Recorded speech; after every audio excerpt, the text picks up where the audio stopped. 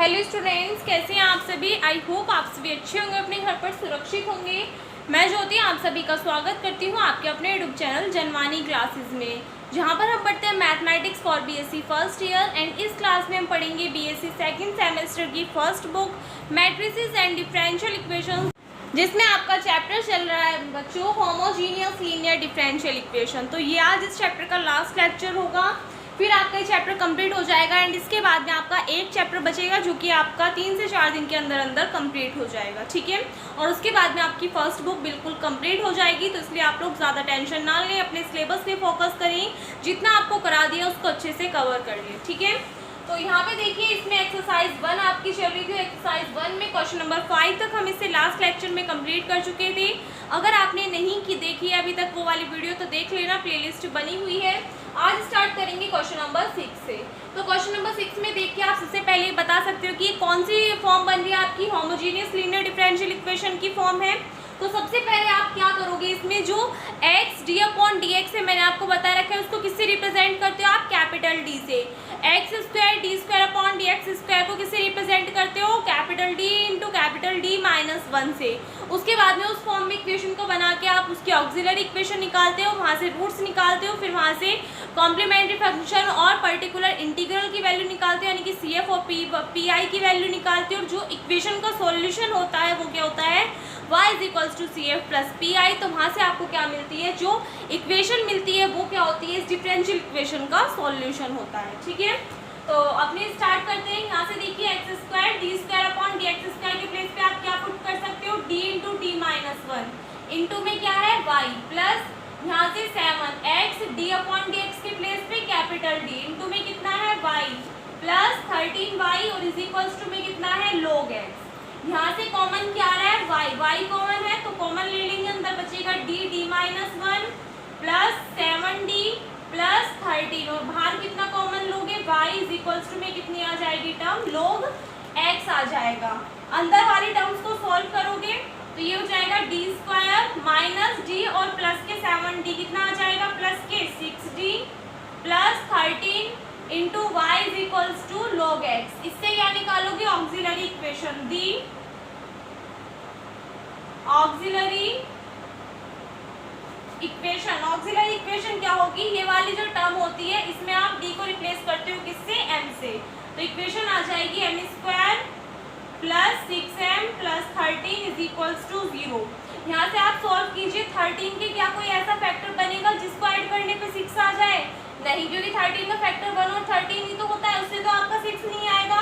तो किससे करोगे आप, जो आपका क्वाड्रेटिक फॉर्मूला होता है जिसे हिंदी में क्या कहते हैं, श्रीधराचार्य सूत्र। तो उसके अकॉर्डिंग अगर आप m की वैल्यू निकालोगे, क्या होता है फॉर्मूला, -b। तो b की वैल्यू कितनी है, 6। तो -6 प्लस माइनस √b² - 4ac।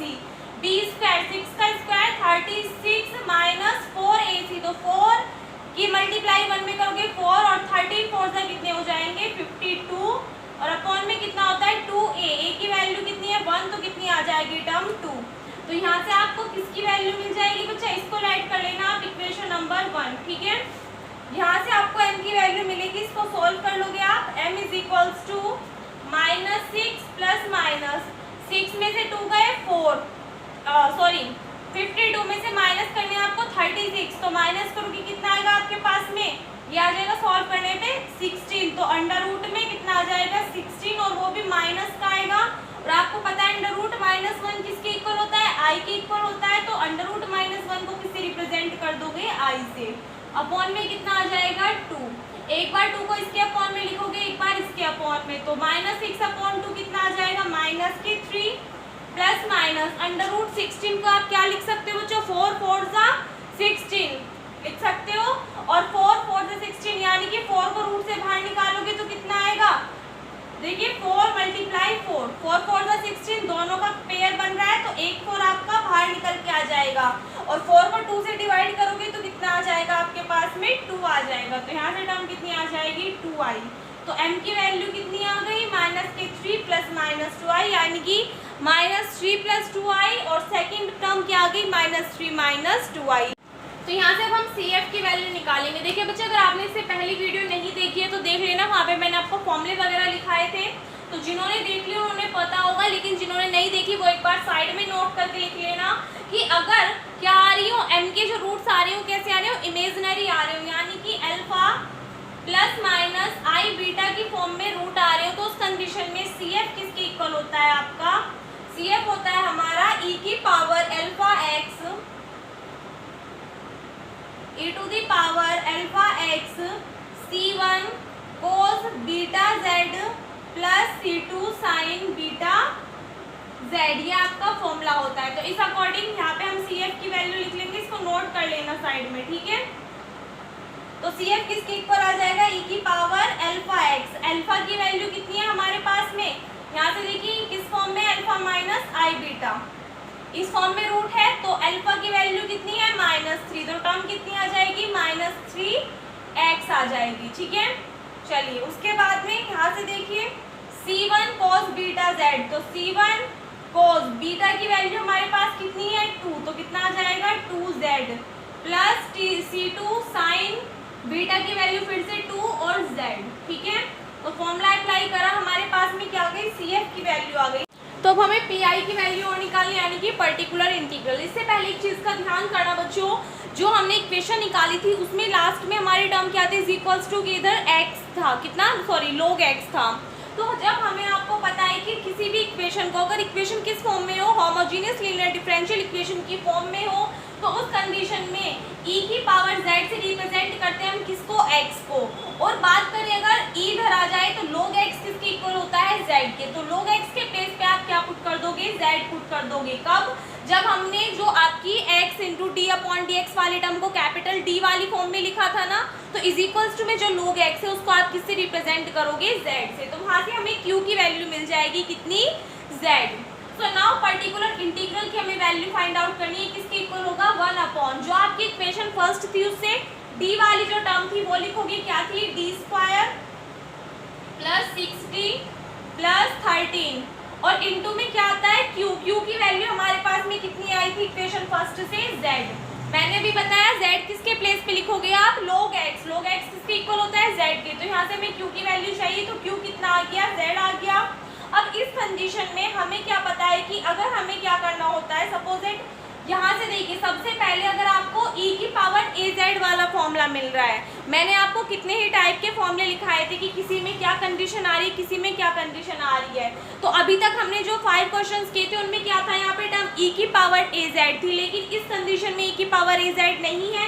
तो इसको कैसे सॉल्व करोगे, ध्यान से समझना। अपॉन में से 13 कॉमन ले लोगे, तो 13 कॉमन लोगे, यहाँ से टर्म क्या आएगी, अंदर कितना बचेगा, यहाँ पे 13 के प्लेस पे तो 1 बचेगा, प्लस ये आ जाएगा d² प्लस 6d और इसके अपॉन में कितना आ जाएगा 13। इसमें 13 से मल्टीप्लाई करती हूँ, 13 से डिवाइड, मल्टीप्लाई वाला बाहर लिख लिया और डिवाइड वाला अंदर रह गया। इनटू में कितना चल रहा है, z चल रहा है। इसको ऊपर लेके जाओगे तो पावर -1 में चेंज हो जाएगी, तो 1/13 1 plus d² plus 6d upon 13 की पावर क्या हो जाएगी, -1 इंटू z। यहाँ पे क्या कर दोगे आप बच्चा, ये सीरीज ओपन करोगे तो कितना आ जाएगा 1/13। जब सीरीज ओपन करोगे तो आपको बायनोमियल थ्योरम याद होगी, तो उसके अकॉर्डिंग अगर सीरीज ओपन करते हैं तो क्या आता है 1, ये -1 के अंदर मल्टीप्लाई, तो माइनस साइन कितना आ जाएगा d² प्लस 6d अपॉन 13, फिर प्लस साइन, फिर आगे इसी टाइप से आपकी ये सीरीज चलती रहेगी और इनटू में कितना है, z है। इस z की क्या कर दोगे आप, अंदर मल्टीप्लाई कर दोगे, तो यहाँ से टर्म कितनी आ जाएगी 1/13, z की मल्टीप्लाई 1 में करोगे तो z। यहाँ से देखिए d² प्लस 6d है, क्या आप इसको इस फॉर्म में लिख सकते हो, 6d प्लस d²। क्यों लिखा, यहाँ पे देखिए जब आप z के अंदर मल्टीप्लाई करोगे तो एक बार तो 6d/13 इंटू z हो जाएगा, तो 6/13 तो क्या है बच्चों, यहाँ पे कांस्टेंट टर्म है, और z का डिफरेंशिएशन करोगे तो कितना आ जाएगा, z का डिफरेंशिएशन करोगे z के रिस्पेक्ट में तो कितना आ जाएगा 1, और 1 की मल्टीप्लाई करोगे 6/13 में तो टर्म कितनी आ जाएगी 6/13। इसी के अलावा अगर आप क्या करते हो, सेकंड टर्म क्या है d²/13 है और इसमें मल्टीप्लाई करते हो z की, तो z का डिफरेंशिएशन यहाँ पे कितने टाइम्स हो रहा है, d का मतलब क्या है, डिफरेंशिएशन से ही तो है। तो एक बार z का डिफरेंशिएशन करोगे 1 आ जाएगा, और 1 का दोबारा डिफरेंशिएशन करोगे तो कितना आ जाएगा, 0 नहीं आ जाएगा। तो इससे आगे की जितनी भी टर्म्स होंगी वो सभी क्या हो जाएंगी, 0 हो जाएंगी, क्योंकि उसमें डिफरेंशिएशन क्या होगा आपका 1 से ज्यादा बार होगा, ठीक है। तो यहाँ से टर्म कितनी आ जाएगी, माइनस के 6/13। इसको सॉल्व करोगे 1/13 के अंदर मल्टीप्लाई कर दोगे, कितना आ जाएगा z/13 माइनस ये आ जाएगा 6/13 की 13 में करोगे तो कितना आ जाएगा 169 आ जाएगा। तो ये किसकी वैल्यू आ गई आपके पास में, पी आई की वैल्यू आ गई। हमें क्या चाहिए, सी एफ भी हमें मिल चुका, पी आई भी हमें मिल चुका। तो जनरल सॉल्यूशन फाइंड आउट कर लेंगे। So the solution of the differential equation, the solution of the differential equation क्या होगा, y is equals to C F plus P I. कितनी आई थी, e की पावर -3z, अंदर कितना था c1 cos 2z plus c2 sin 2z। देख लेना बच्चा, हमने स्टार्टिंग में वहां पे x तो नहीं लिख दिया इसके प्लेस पे, ठीक है। अब यहाँ से देखिए e की पावर z हमें पता है किसकी इक्वल होता है, x की इक्वल होता है। तो e की पावर z के प्लेस पे अगर आप x पुट करोगे तो पावर कितनी चल रही है, -3। तो यहाँ से x की पावर कितनी आ जाएगी, -3। तो इसको हम क्या लिख सकते हैं, 1/x³ लिख सकते हैं या फिर नहीं। तो e की पावर -3z के प्लेस पे हम क्या लिख सकते हैं, 1/x³ into this plus P I. Particular integral की वैल्यू हमारे पास में कितनी आई, z/13।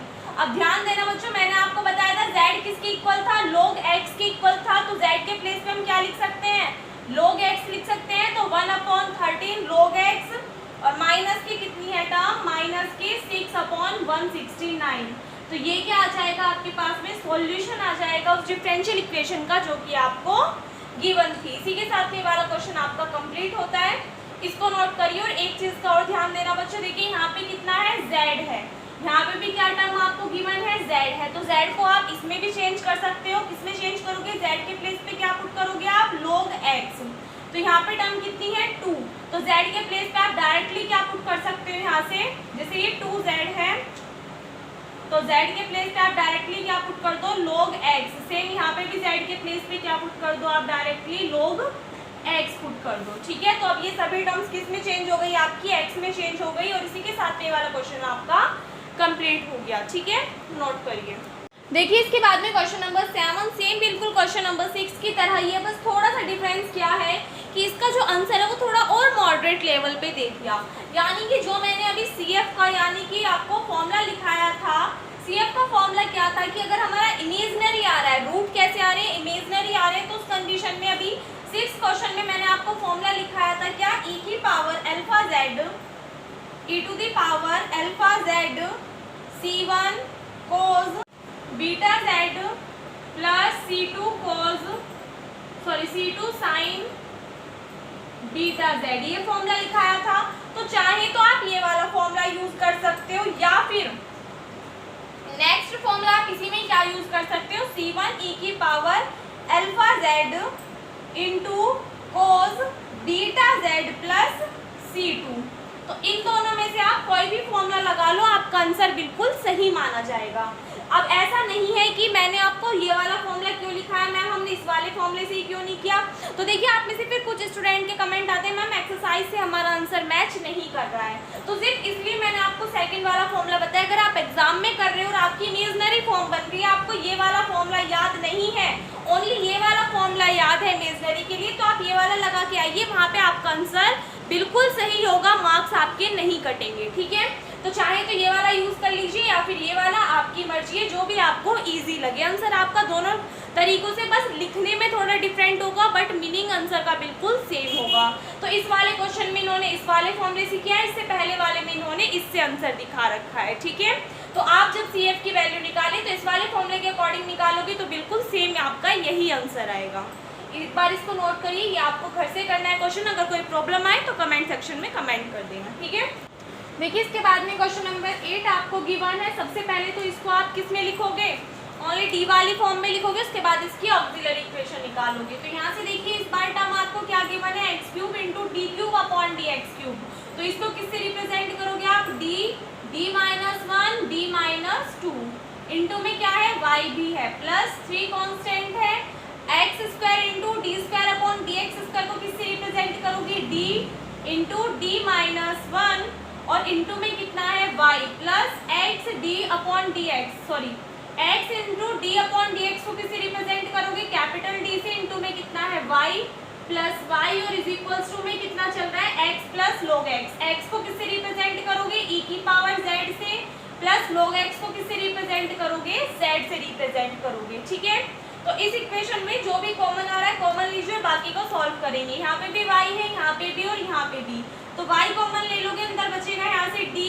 इन दोनों टर्म्स के अंदर मल्टीप्लाई कर दीजिए, कितना आ जाएगा डी स्क्वायर माइनस 2d और माइनस डी कितना आ गया, माइनस के 3d माइनस माइनस प्लस के 2, यहाँ से टर्म कितनी आ जाएगी 3d, 3d के अंदर मल्टीप्लाई कर दीजिए, कितना आ जाएगा 3d स्क्वायर माइनस के 3d, यहाँ से कितना बचेगा d और वहाँ से कितना बचेगा 1, और सभी में से कॉमन कितना आ गया y और इज इक्वल्स टू में चल रहा है e की पावर z प्लस z। सभी टर्म्स को सॉल्व करोगे, अंदर d के अंदर मल्टीप्लाई कीजिए, d cube minus 3d square plus 2d plus 3d square minus 3d और प्लस d कितना बचा बच्चों, माइनस के 2d plus 1 into y is equals to e की पावर z प्लस z।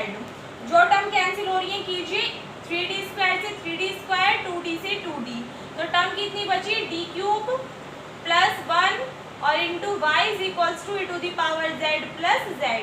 इसकी क्या निकालोगे आप, auxiliary equation, the auxiliary equation क्या होगी, d वाले टर्म में आप d को रिप्लेस करोगे किससे, m से, और इक्वेशन को किसके इक्वल पुट करोगे, 0 के, तो यहाँ से कितना आ जाएगा m cube plus 1 is equals to 0, तो यहाँ से m के रूट्स निकालोगे। एक बार इतना नोट करिए, देखिए जब आप छोटी क्लासेस में होंगे तब आपने इस टाइप के इक्वेशन से रूट निकालने सीखे होंगे। सबसे पहले इसको ऐड कर लेना इक्वेशन फर्स्ट, ठीक है। अब यहाँ से देखिए, अगर आप m के प्लेस पे -1 पुट कर दो, यानी कि m is equals to -1 put कर दो, तो -1 की क्यूब -1 प्लस 1 कितना हो जाएगा 0। It means m is equals to -1 इसको सेटिस्फाई कर रहा है, तो -1 इधर आएगा, यानी कि m plus 1 is equals to 0। m plus 1 क्या होगा, इसका एक रूट होगा, तो एक रूट तो हमें कितना मिल गया m प्लस 1। अब सेकंड रूट हमें निकालना है, तो उसके लिए क्या करोगे, m प्लस 1 से डिवाइड कर दोगे किसको, m क्यूब प्लस 1 को। सभी पे आता है लेकिन फिर भी मैं आपको करा रही हूँ, अगर किसी को कोई भी प्रॉब्लम होगी तो समझ में आ जाएगा। यहाँ से देखिए किसमें मल्टीप्लाई करो, m स्क्वायर में, तो m क्यूब आ जाएगा, तो टर्म आ गई m क्यूब प्लस 1 की मल्टीप्लाई करोगे m स्क्वायर, साइन चेंज हो जाएंगे, ये कैंसिल आउट, ये हो जाएगा माइनस m स्क्वायर प्लस 1। किसकी मल्टीप्लाई करें, माइनस m की, तभी तो ये टर्म आएगी, तो माइनस m स्क्वायर और माइनस m आ जाएगा, ये आपका प्लस के हो जाएंगे, तो ये कैंसिल आउट हो जाएगा। यहाँ से कितना बचेगा m प्लस 1, तो इसमें क्या करोगे, 1 से मल्टीप्लाई करोगे m प्लस 1 आ जाएगा, साइन चेंज हो जाएंगे, कैंसिल आउट, तो सेकेंड टर्म कितनी आ गई, m square minus m plus 1 is equals to 0। तो यहाँ से जो सेकंड वाली टर्म आई, इसके अकॉर्डिंग आपको क्या निकालनी है, m की वैल्यूज निकालनी है। एक वैल्यू तो आ गई m की कितनी, m इज इक्वल्स टू -1, दो वैल्यूज हमें किससे मिलेंगी, इस वाले टर्म से। तो जो आपका क्वाड्रेटिक फॉर्मूला होता है उसके अकॉर्डिंग आप सॉल्व करोगे, तो m किसके इक्वल आएगा, यहाँ से देखिए जरा, माइनस के d, तो माइनस कितना है d की वैल्यू, -1 है, तो माइनस प्लस 1 हो जाएगी, plus minus under root B square, -1 का स्क्वायर 1, माइनस 4ac, 4a की वैल्यू 1, c की वैल्यू 1, तो कितना आ जाएगा -4, और अपॉन में कितना होता है 2a, a की वैल्यू 1 है, तो कितना आ जाएगा 2 आ जाएगा। यहाँ से आप इसको सॉल्व करोगे, कितना आएगा 1 प्लस माइनस अंडर रूट में 4 माइनस 1 कितना होगा बच्चों, माइनस के 3, तो हम लिखेंगे 3 और माइनस रूट में -1 को हम किससे रिप्रेजेंट करते हैं, i से, और अपॉन में टर्म कितने आ जाएगी 2। इट मीन्स m की अगर हम वैल्यू देखें तो एक वैल्यू तो क्या आ गई यहाँ से, m इज इक्वल्स टू -1, और दो वैल्यूज क्या आ जाएंगी, 1 प्लस माइनस के अंडर रूट 3, 2 को सेपरेट कर लो, 1/2 plus minus under root 3/2 into I, तो एक वैल्यू ये आ गई और एक वैल्यू ये प्लस में आ जाएगी और एक माइनस में, तो हमें m की तीनों वैल्यूज मिल चुकी हैं। अब देखिए हमारे पास में दो वैल्यूज तो सेम है, प्लस माइनस में, और एक वैल्यू कैसी है, हमारे पास डिफरेंट है।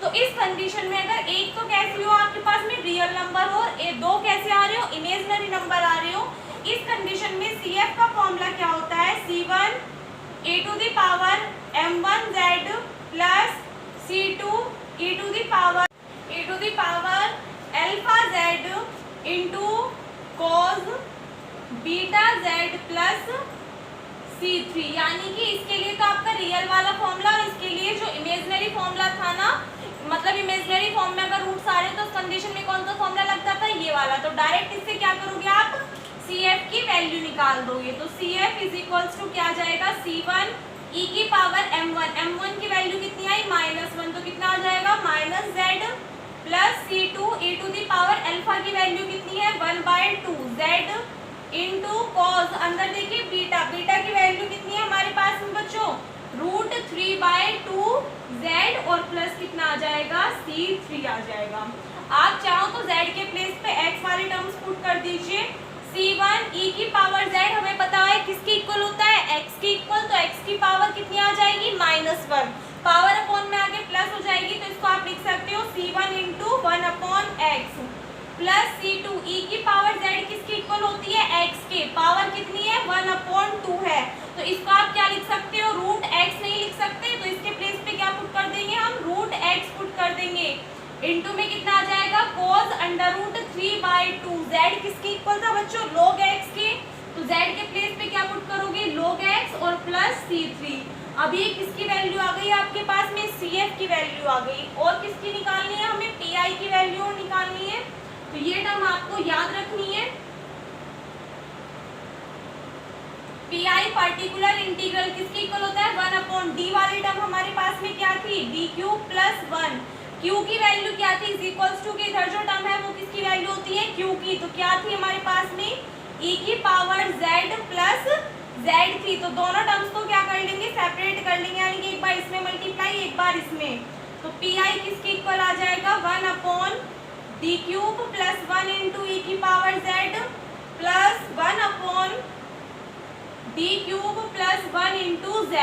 अब यहाँ से देखिए ये तो e की पावर अल्फा z वाला फॉर्मूला बन रहा है, तो इसमें तो क्या कर दोगे, z का कोफिशिएंट कितना है 1, यहाँ पे ये e की पावर z है, z का कोफिशिएंट 1 है, तो d के प्लेस पे 1 पुट कर दोगे, तो कितना आ जाएगा 1 प्लस 1 इंटू e की पावर z, 1 और 1 कितना हो जाएगा, यहाँ से 2 हो जाएगा, प्लस यहाँ पे इंटू में कितना आ रहा है z, तो z वाला फॉर्मूला अप्लाई करोगे, क्या करते हैं हम इस कंडीशन में, यहाँ से देखिए इसकी पावर अपॉन में 1 है, क्योंकि कॉमन तो कुछ भी नहीं आ रहा, तो पावर 1 है ऊपर जाएगी, माइनस में चेंज हो जाएगी, तो इसको आप लिख सकते हो d³ प्लस 1 की होल पावर -1 इंटू z, यहाँ से सॉल्व करोगे 1/2 into e to the power z plus, यहाँ से बाइनोमियल थ्योरम लगाओगे, सॉल्व करोगे कितना आ जाएगा, सॉरी इसको आप लिख सकते हो किस फॉर्म में, 1 प्लस d³ की फॉर्म में, अब लगा दीजिए, तो 1 माइनस d³ और प्लस इस टाइप से आपकी टर्म्स चलती रहेंगी, इंटू में कितना आ जाएगा z की आप अंदर मल्टीप्लाई करोगे, यहाँ से आगे देखना बच्चों, z के अंदर मल्टीप्लाई करोगे तो टर्म कितनी आ जाएगी,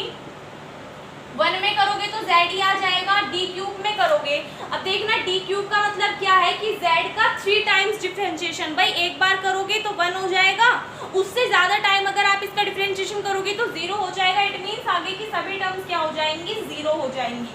तो यहाँ से ये टर्म आ गई, इसको भी x की फॉर्म में लिख दीजिए 1/2, e की पावर z किसकी इक्वल होता है x के, प्लस z किसकी इक्वल होता है log x के इक्वल, तो ये किसकी वैल्यू मिली हमें, PI की, और CF की वैल्यू हमने निकाल रखी है, तो सॉल्यूशन हमें पता है, द सॉल्यूशन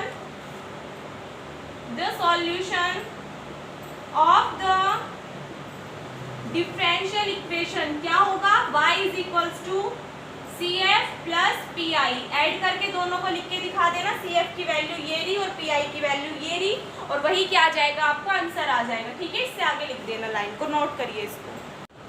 देखिए इसके बाद में क्वेश्चन नंबर 9 आपके सामने लिखा हुआ है, सबसे पहले इसको चेंज करेंगे, तो x³ d/dx³ को किससे रिप्रेजेंट करते हैं, d into d minus 1 into d minus 2, into में कितना है y plus 2x² into d²/dx² को किससे रिप्रेजेंट करेंगे, d इंटू d माइनस 1 से, इंटू में कितना है y plus 2y is equals to 10, x को किससे रिप्रेजेंट करते हैं बच्चे, x किसके इक्वल होता है, e की पावर z के, प्लस 1/x, तो 1/e की पावर z, पावर ऊपर जाएगी तो किसमें चेंज हो जाएगी, माइनस में चेंज हो जाएगी, तो यहाँ से देखिए ऊपर वाली टर्म में से y कॉमन आ रहा है, तो कर लेंगे, कॉमन ले लेंगे, इसको सॉल्व किया था हमने पिछली इक्वेशन में, तो सेम उसी की तरह सॉल्व हो जाएगा, यहाँ से टर्म आ जाएगी आपके पास में d³, ये हो जाएगा आपका -2 और -d, कितना हो जाएगा बच्चा, -3d, तो कितना हो जाएगा, -3d 3d², ये हो जाएगा आपके पास में प्लस के 2d, यहाँ से टर्म कितनी आएगी प्लस के 2d²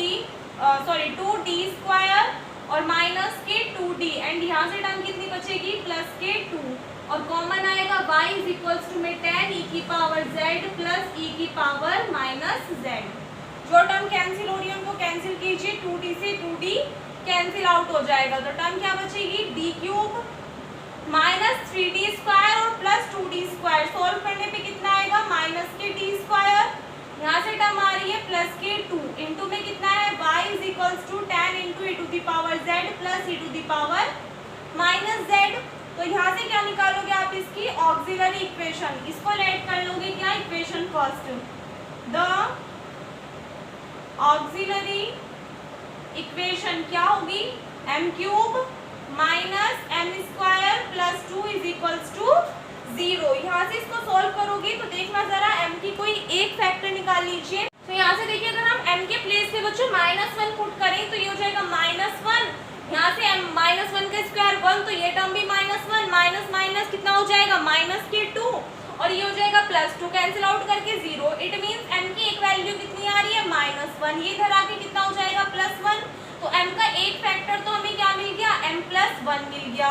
सिमिलरली आप जैसे कि हमने इससे पहले क्वेश्चन में जिस प्रोसेस से क्या निकाला था, इसका फैक्टर निकाला था सेकंड, उसी प्रोसेस से निकालोगे, यानी कि m+1 से इसको डिवाइड करोगे तो रफली करके देख लेना आपकी इक्वेशन क्या आएगी m² माइनस 2m प्लस 2 आएगी और इज इक्वल्स टू 0, यानी कि फैक्टर कितना आएगा आपका ये वाला।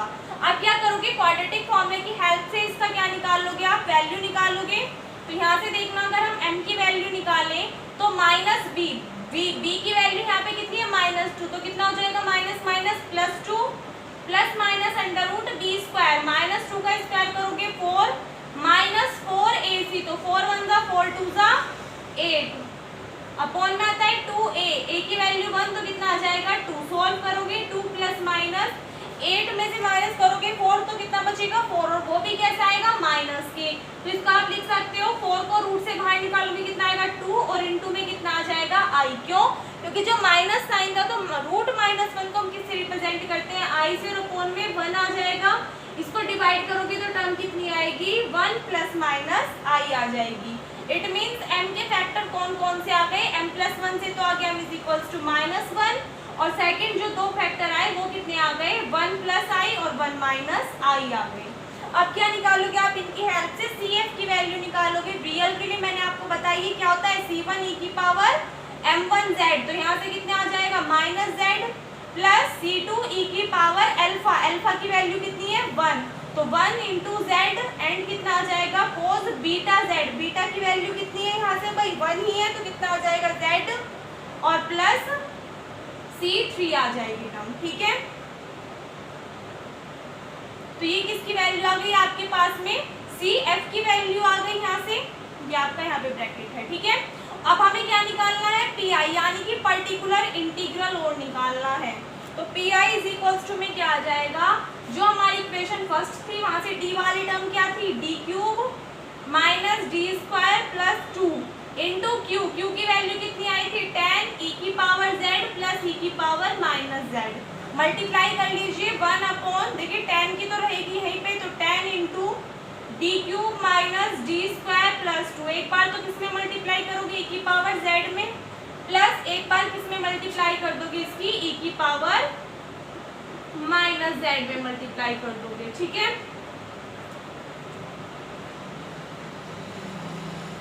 तो यहाँ से ऊपर देखिएगा, अब इसको सॉल्व करेंगे हम, e की पावर अल्फा z वाली फॉर्म बन रही है ये वाली, तो z का कोएफिशिएंट कितना है 1, तो d के प्लेस पे आप क्या पुट करोगे 1 पुट करोगे, तो देखिए नीचे वाली टर्म आपको पता है नीचे वाली टर्म 0 नहीं बननी चाहिए, तो 1 पुट करोगे तो यहाँ पे कितना आ जाएगा 1, ये -1 और ये +2, तो 1 - 1 0, यानी कि कितनी आएगी टर्म 2 आ जाएगी, तो ये तो हमारी ठीक है, इसको आप लिख सकते हो 10/2 e की पावर z, वैल्यूज पुट करके सॉल्व कर लेना, क्या करोगे d के प्लेस पे 1 पुट करोगे, प्लस यहाँ पे देखिए अगर आप z का कोएफिशिएंट कितना है -1, d के प्लेस पे -1 पुट करोगे, ये हो जाएगा -1 और +2, तो माइनस ये हो जाएगा -2 + 2 यानी 0, डिनोमिनेटर हमारा 0 बन रहा है, इट मीन्स हम इस टाइप से तो नहीं करेंगे, जैसे कि हमने क्वेश्चन नंबर आई थिंक आपका सेकंड या थर्ड था, उसमें भी हमने ये प्रोसेस किया था कि अगर डिनोमिनेटर क्या बन रहा है इस मेथड से 0 बन रहा है तो हम अदर मेथड यूज करेंगे। उसमें क्या होगा कि हम d के प्लेस पे क्या पुट करेंगे, d माइनस जो हमारी ये वाली टर्म रहेगी, माइनस में हो चाहे प्लस में हो, तो d में क्या आ जाएगा आपका, ये -1 है तो टर्म क्या पुट करोगे d के प्लेस पे, d -1, तो यहाँ से हो जाएगा 10 अपॉन d-1 की होल पावर 3 माइनस d-1 का होल स्क्वायर प्लस 2 इंटू ई की पावर -z। ठीक है, 10 अपॉन 2 कितना हो जाएगा बच्चों, यहाँ से 5 ई की पावर z प्लस 10 अपॉन में देखिए नीचे वाली टर्म को सॉल्व करोगे, ये a माइनस बी का होल क्यूब बन रहा है, तो a माइनस बी का होल क्यूब किसके इक्वल होता है, a का cube minus b cube minus 3ab, तो 3ab कितना हो जाएगा 3d into a minus B यानी कि d-1 हो जाएगा। ठीक है, ये टर्म आ जाएगी आपके पास में। यहाँ से आगे देखिए माइनस, ये किसका फॉर्मूला बन रहा है, a माइनस बी के होल स्क्वायर को ओपन कीजिए, a square plus B square, तो प्लस माइनस माइनस और माइनस 2ab, तो माइनस माइनस प्लस की कितना आ जाएगा d एंड प्लस 2 इंटू ई की पावर -z। यहाँ से आप इसको सॉल्व करोगे 5 into E to the power z plus 10 upon D cube -1, इसके अंदर मल्टीप्लाई करोगे माइनस के 3d स्क्वायर और माइनस माइनस प्लस के 3d minus D square -1 plus के 2d प्लस 2 इंटू ई की पावर -z आ जाएगा। यहाँ से देखिए बच्चों -1 कितना हो जाएगा -2, तो -2 से ये +2 कैंसिल आउट हो गया, तो यहाँ से टर्म आ गई 5 इंटू ई की पावर z प्लस 10 अपॉन में कितना आ जाएगा डी क्यूब, ये -3d स्क्वायर है, ये -d स्क्वायर है, ऐड हो जाएंगे कितना आ जाएगा माइनस के 4d स्क्वायर, ये 3d ये 2d ऐड हो जाएंगे कितने आ जाएंगे प्लस के 5d, और इनटू में कितना चल रहा है e की पावर -z। एक बार इतना करिए, यहाँ से ऊपर देखिए बाकी के क्वेश्चंस की तरह ही करेंगे, प्लस 10 इंटू ई की पावर -z, ये तो कॉमन है बाहर। नीचे वाली टर्म में से देखिए बच्चा आप क्या कॉमन ले सकते हो, नीचे वाली टर्म में से हम 5d जो हमारी सिंगल टर्म होती है हम उसको क्या करते हैं मोस्टली कॉमन लेते हैं, तो 5d अगर हम कॉमन लेंगे अंदर कितना बचेगा, यहाँ से ये वाली टर्म जो है आपकी इसके प्लेस पे तो कितना आ जाएगा 1 आ जाएगा, और ये आ जाएगा आपका plus sign D cube minus 4d square और अपॉन में क्या आ जाएगा इसके 5d आ जाएगा। कोई प्रॉब्लम नहीं होनी चाहिए इससे। अब ये वाली टर्म ऊपर जाके किस में चेंज हो जाएगी, पावर इसकी माइनस में चेंज हो जाएगी, तो प्लस 10 इंटू ई की पावर -z अपॉन 5d, 5 2 10, ये ऊपर लेके जाओगे तो 1 plus D cube minus 4d square upon 5d, power ऊपर जाके किस में चेंज हो जाएगी -1 में। तो यहाँ से क्या करोगे आप बाइनोमियल थ्योरम अप्लाई करोगे, तो ये टर्म हो जाएगी 5 e की पावर z प्लस 2 इंटू ई की पावर -z 1 माइनस ये वाली टर्म आती रहेंगी आपकी D cube minus 4d square plus 5d plus dot dot आगे तक चलती रहेंगी। आगे देखिए आपका कोई भी एलिमेंट है नहीं है, इट मीन्स आगे क्या है, अगर आपका 1 होगा तो 1 की 1 में मल्टीप्लाई करोगे 1 आएगा, 1 का आप डिफरेंशिएशन कर दोगे तो 0 ही आता चला जाएगा। भाई 1 कैसी है कांस्टेंट टर्म, और कांस्टेंट टर्म का डिफरेंशिएशन क्या आएगा 0, इट मीन्स आगे की सभी टर्म्स क्या हो जाएंगी 0। तो यहाँ से आपको टर्म क्या मिलेगी 5 e की पावर z प्लस 2 इंटू ई की पावर -z, और यहाँ से कितना मिल जाएगा आपको, देखिए अगर आप इसमें से देखिए तो 1/d भी तो चल रहा है इसके अपॉन में, तो इनटू में कितना आएगा 1/d, और आपको पता है कि 1/d किसके इक्वल होता है z के इक्वल होता है, तो 1/d के प्लेस पे हम क्या पुट करेंगे z, और अगर इसको x की फॉर्म में लिखना है तो लिख दीजिए 5 e की पावर z को किससे रिप्रेजेंट करते हैं x से, प्लस 2 e की पावर -z क्या हो जाएगा 1/x, और z को किससे रिप्रेजेंट करते हैं हम लोग x से। ये किसकी वैल्यू आ गई हमारे पास में pi की वैल्यू आ गई, CF की वैल्यू भी हमने निकाल ली थी और PI की वैल्यू भी हमारे पास आ चुकी। तो सॉल्यूशन क्या होगा लिख देना अपने आप, the solution of the given differential equation is equals to y is equals to CF plus PI। CF की वैल्यू भी निकाल दी हमने, PI की भी, दोनों को ऐड करके लिख देना, यही क्या आ जाएगा हमारे इस क्वेश्चन का आंसर आ जाएगा। ठीक है, तो आगे की 2 लाइन अपने आप कर देना, नोट करिए। तो बच्चों इस एक्सरसाइज में इतने ही क्वेश्चंस कर लेना सफिशिएंट है, इससे बाहर आपका कुछ भी नहीं आएगा। प्लस इसमें जो एग्जांपल्स हैं वो भी कर लेना। इसकी पीडीएफ का लिंक आपको टेलीग्राम चैनल पर मिल जाएगा, तो आप वहां से देख सकते हो। अगर आपके पास में बुक है तो आप बुक से ही एग्जाम्पल्स कर लेना, वरना तो टेलीग्राम चैनल ज्वाइन कर लेना अगर आपने अभी तक नहीं किया है। टेलीग्राम चैनल नेम है जनवानी क्लासेस, ठीक है। तो वहाँ पे इसकी पीडीएफ अवेलेबल है, तो आप वहाँ से देख सकते हो जो भी इसके एग्जाम्पल्स हैं। तो इसीलिए इस चैप्टर में एग्जाम्पल्स और जितने क्वेश्चंस मैंने कराए हैं ये कर लेना सफिशिएंट है। एक्सरसाइज 2 से आपके क्वेश्चंस इससे नहीं आएंगे, ठीक है। तो इस वाली बुक में अब आपका ओनली एक चैप्टर रह चुका है इससे पहले वाला, तो कल से हम वो न्यू चैप्टर स्टार्ट करेंगे। इस वीडियो में बस इतना ही, और 2-3 दिन के अंदर 3-4 दिन, मान लो आज 13 तारीख हो गई, 14, 15, 16, 17 तक आपका ये वाली जो बुक है ये कंप्लीट हो जाएगी। सीसीएस यूनिवर्सिटी के सभी स्टूडेंट्स का जो फर्स्ट बुक का सिलेबस है ये कंप्लीट हो जाएगा। आप लोग टेंशन बिल्कुल भी ना लें, सेकंड बुक का भी अब जल्दी जल्दी कंप्लीट करेंगे। और दूसरी बात बच्चों ये कि अगर आपने अभी तक कुछ भी नहीं पढ़ा है और आपने फर्स्ट बुक अपनी बिल्कुल अच्छे से कंप्लीट की हुई है तो आपके पासिंग मार्क्स से भी अच्छे मार्क्स आ जाएंगे, इस चीज़ की गारंटी मेरी है। बट जितना मैंने आपको करा दिया उतना कर लेना, प्लस एग्जाम्पल्स कर लेना, ठीक है। सो आई होप आपको वीडियो अच्छी लगी हो। वीडियो अच्छी लगी हो तो भाई वीडियो को लाइक कर दिया कीजिए, ताकि मुझे पता चल सके आपको वीडियो हेल्पफुल लग रही है या फिर नहीं। और अपने फ्रेंड्स के साथ में ज़्यादा से ज़्यादा शेयर कर दिया कीजिए, ताकि ज़्यादा से ज़्यादा स्टूडेंट्स हमारे साथ में जुड़ सकें और हमारी फैमिली और भी ज़्यादा बड़ी हो सके। अगर आप चैनल पर नए हो या फिर अभी तक आपने चैनल को सब्सक्राइब नहीं किया है तो प्लीज़ चैनल को सब्सक्राइब कर देना। मिलते हैं नेक्स्ट वीडियो में, तब तक के लिए घर पर रहिए, सुरक्षित रहिए। धन्यवाद।